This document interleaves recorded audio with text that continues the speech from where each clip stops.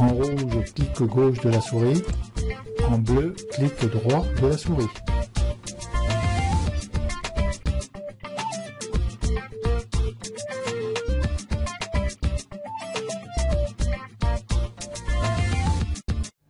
Bonjour et bienvenue dans ce dernier didacticiel sur Camera Raw de A à Z. Donc nous avons travaillé la fois dernière sur cette image là, et comme vous voyez je l'avais transformée en panorama, et donc elle est affichée ici en vignette panoramique.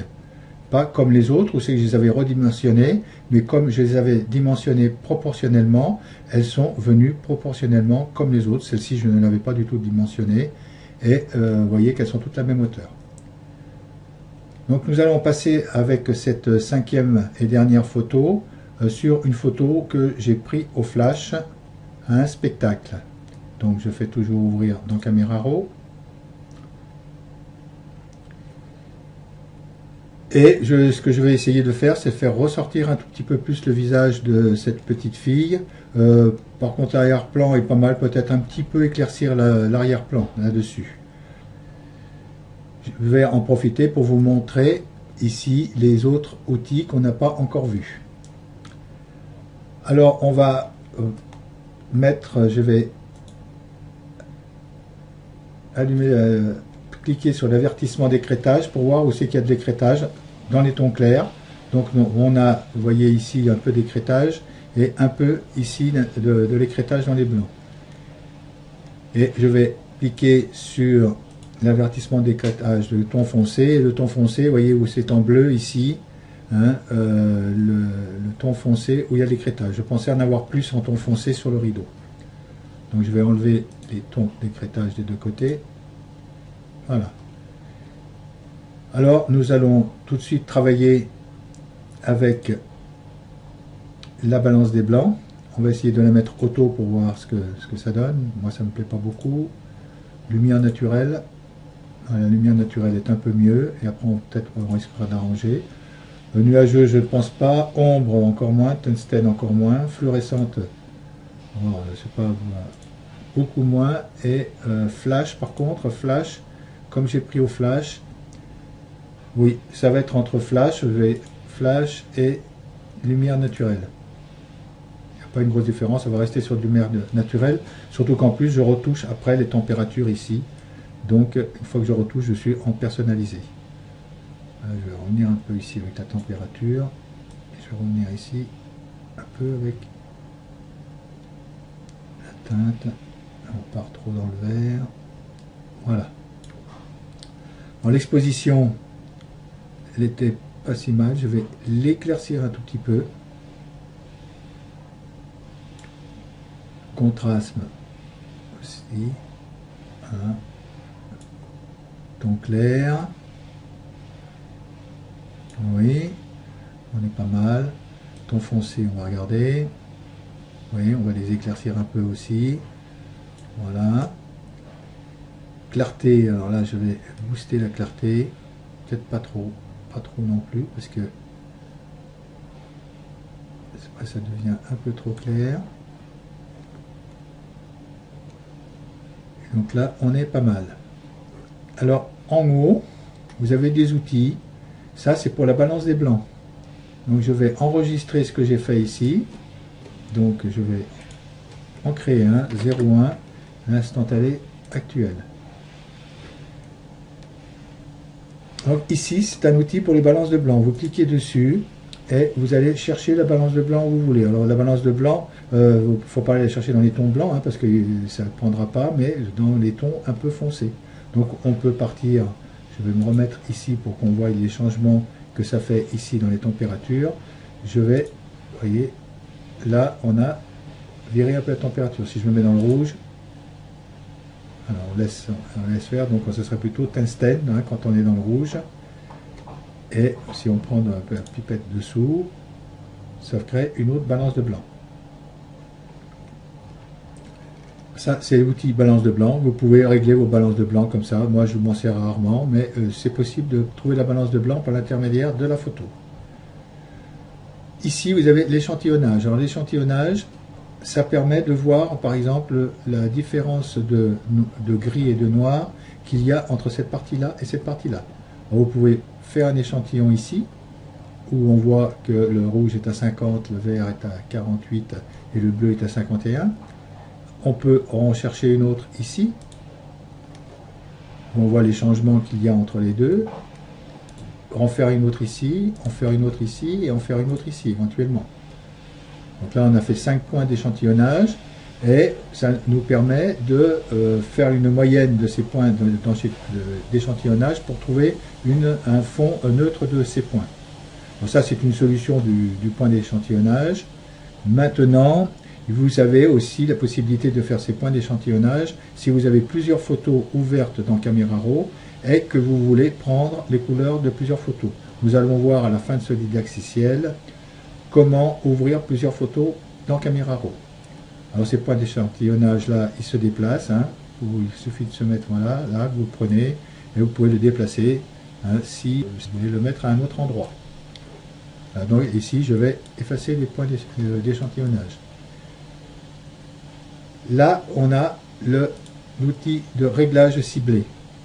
Alors, ça vous, par exemple, si je veux éclaircir ou foncer les blancs, et de rejouer sur le réglage de la petite fille, là, pour voir le visage, comment je peux les, voilà, vous voyez, sur un petit visage comme ça. Donc là, ça me règle. Clic gauche enfoncé, je monte et je descends la souris. Oui, voilà, on va le laisser comme ça. Donc le réglage ciblé m'a servi pour le visage, je voulais illuminer un tout petit peu, et là j'y suis arrivé, grâce au réglage ciblé. Ensuite ceux-là on les avait vus. Retouche des tons directs, oui on l'avait vu, ça aussi, et là ouvrir la boîte de dialogue préférences, donc là c'est toutes les préférences. Vous pouvez appliquer les réglages des tons automatiques si vous voulez faire les valeurs. Là, c'est par défaut. Moi, je les ai laissés par défaut, les préférences et la mémoire cache de Camera Raw. Alors, et par contre, ici, si vous voulez ouvrir automatiquement les fichiers JPEG avec des paramètres, vous pouvez ici le mentionner. Vous désactivez la prise en charge, ou vous faites l'ouverture automatique, ou l'ouverture automatique de tous les fichiers JPEG pris en charge.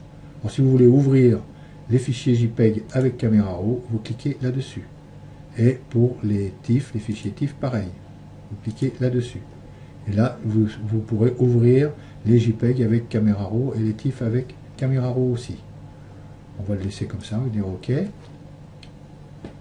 Et ici, après, c'est pour les rotations anti-horaires de l'image, si vous voulez tourner par rapport à son orientation, si vous voulez la mettre verticale ou horizontale.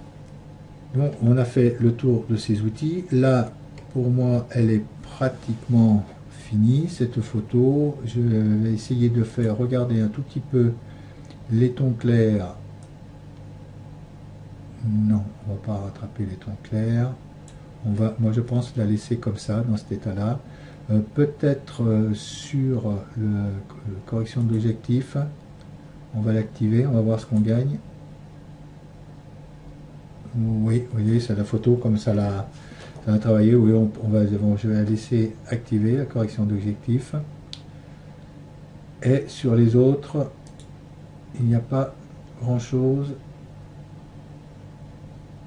à rajouter.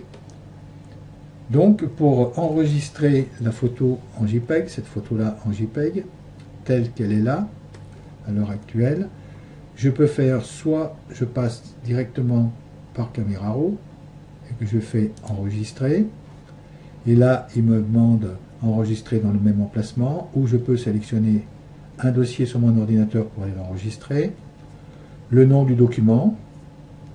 Donc il y a le nom du document, moi je donne mes tutos, vous nommez le nom que vous voulez. Alors vous pouvez soit faire par le nom du document, soit mettre un numéro de série, un chiffre, 2 chiffres, 3 chiffres, soit mettre la date. Vous voyez, c'est à vous à choisir dans ce petit fichier déroulant l'action que vous voulez mettre.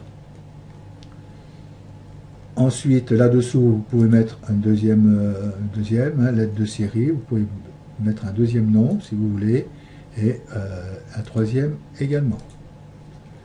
L'extension du fichier, ça va être le point JPEG, donc moi j'y laisse en point JPEG. Si vous voulez, vous pouvez prendre des points DNG, des points TIFF et des PSD qui est le format de Photoshop.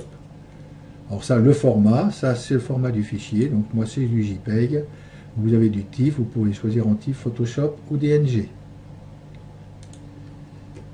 Les métadonnées, ben, vous pouvez conserver les métadonnées que vous voulez. Moi je conserve généralement toutes les métadonnées, ou sinon vous choisissez dans ce menu déroulant là les métadonnées que vous voulez mettre. Vous pouvez supprimer les emplacements, les informations d'emplacement. Et la qualité, moi je la laisse toujours à fond, à 12, hein, entre 10 et 12. Vous avez deux autres qualités. Bon, le fichier est un peu plus gros, mais la qualité d'image est meilleure. Là-dessus, vous faites enregistrer. Donc là, il va s'enregistrer dans le même document que j'avais, où j'avais toutes mes photos. Là, vous voyez en dessous l'enregistrement qui se fait.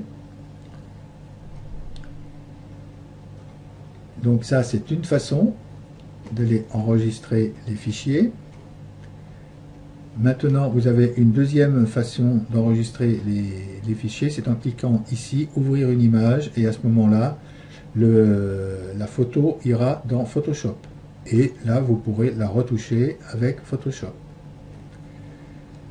Et dessous, vous avez la calorimétrie de l'image. Vous pouvez la changer. L'espace calorimétrique, là, c'est du RGB 998. Je travaille toujours comme ça, moi.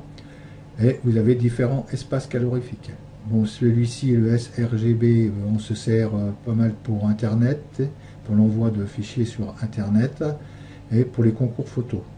Mais moi, je préfère Adobe RGB parce que la palette de couleurs est beaucoup plus importante que sur les autres modules. La profondeur 16 bits, vous pouvez la changer, mettre en 8 couches par bit. Moi, je laisse à 16 bits. Et la résolution 240, c'est une très bonne résolution pour l'impression. Alors, plan net pour écran, vous pouvez désactiver cet écran, mettre aucun plan net. Et quand vous mettez aucun, ça reste en standard. Et si vous activez ici écran, bon, ben là vous avez différents choix, faible, standard ou élevé. Donc là, je vais la laisser en aucune. Et ouvrir dans Photoshop comme objet dynamique, c'est-à-dire si vous l'ouvrez comme je vous l'ai montré tout à l'heure, ça va être une photo, un calque de la photo. Et là, ça vous l'ouvre, si vous cliquez ici, ça vous l'ouvrira directement en objet dynamique. Voilà, donc là je vais faire OK là-dessus. Et on peut dire qu'on a fait le tour de Camera Raw, on a vu l'ensemble. Maintenant, je vais vous montrer, je vais fermer cette photo, terminée. Et je vais vous montrer, donc là on a la JPEG et on a la nef. Alors je vais vous montrer une chose, comme quoi qu'il n'y a pas, donc celle-ci elle est bleue, donc je vais la cliquer, je vais l'ouvrir en grand, voilà, donc je vais la mettre en vert, et je vais passer à l'autre photo. Vous voyez qu'il y a entre la JPEG et la nef, il n'y a aucune différence. Allez, on passe de bleu. Du bleu, enfin là j'étais trop loin, du bleu au vert. Je fais échappe pour sortir de ça. Donc ici vous avez votre photo JPEG. Et là je vais vous montrer pour travailler sur plusieurs photos avec Camera Raw. Donc on a ces trois photos là où il y a du bleu, on va travailler sur les bleus par exemple. Bon. Donc pour sélectionner les photos, soit vous faites comme ça, vous sélectionnez les trois, soit vous cliquez sur la première et puis avec la touche majuscule enfoncée, vous cliquez sur la dernière, ça vous sélectionne les trois, ou sinon vous faites 3 fois CTRL sur chaque photo et ça vous les ouvrira toutes les trois. Vous faites un clic droit et ouvrir dans Camera Raw. Donc là vous avez vos 3 photos qui sont sélectionnées et qui sont ouvertes dans Camera Raw. Donc là, je peux faire tout sélectionner et synchroniser. Quand j'ai fait cette action, il va me demander qu'est-ce que je veux synchroniser. Je vais faire aussi recadrer, retouche des tons directs et réglages locaux. Alors, vous choisissez ce que vous voulez synchroniser, hein, en cochant les cases. OK. Et donc, ce que je vais faire sur cette photo-là, ça va se répertorier sur les 3 photos. Donc, on peut, par exemple, l'exposition, je peux la poster pour les 3 photos. Donc ça va rester sur 1, 2 et 3. Ensuite, la température, c'est pareil, je peux la monter sur les 3 photos. C'est juste un exemple, hein, parce que ces 3 photos-là ne sont pas vraiment ressemblantes. Hein. Déjà, celle-là, elle était déjà complètement loupée. Mais c'est pour vous montrer qu'on peut travailler sur plusieurs photos. Là, ça va très bien si vous avez tiré plusieurs photos qui sont identiques et que vous voulez travailler sur les 3 photos en même temps. Donc là, c'est exactement la même chose. Hein. Vous pouvez baisser la température, lever la température, aller sur saturation. Et voilà. Donc ça vous montre une autre solution pour Camera Raw. Et on a fait vraiment le tour de tout Camera Raw. Je ne pense pas que j'ai oublié de vous mentionner un paramètre. Donc je vous dis à bientôt sur Photo GLR.